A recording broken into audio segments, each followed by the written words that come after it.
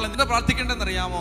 അമ്മയെ സ്നേഹിക്കാൻ പറ്റുന്നില്ല, അമ്മയെ സഹിക്കാൻ പറ്റുന്നില്ല, അമ്മയെ വിശുദ്ധി പാലിക്കാൻ പറ്റുന്നില്ല, അമ്മയെ സ്നേഹം കാണിക്കാൻ പറ്റുന്നില്ല, കരുണ കാണിക്കാൻ പറ്റുന്നില്ല, ഒത്തുപോകാൻ പറ്റുന്നില്ല, ഐക്യത്തിൽ പോകാൻ പറ്റുന്നില്ല എന്ന് ഒറ്റ തവണ ഒരു കൊന്ത ചൊല്ലി പറ, ഒറ്റ തവണ.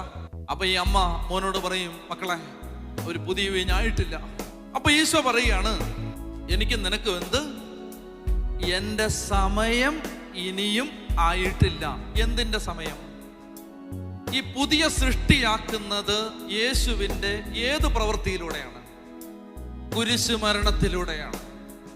കർത്താവ് പറയാണ്, പുതിയ സൃഷ്ടിയാക്കി മാറ്റണമെങ്കിൽ മനുഷ്യപുത്രൻ മോശ മരുഭൂമിയിൽ സർപ്പത്തെ ഉയർത്തിയതുപോലെ മനുഷ്യപുത്രൻ ഉയർത്തപ്പെടണം. അതിന്റെ സമയമായില്ലല്ലോ അമ്മേ.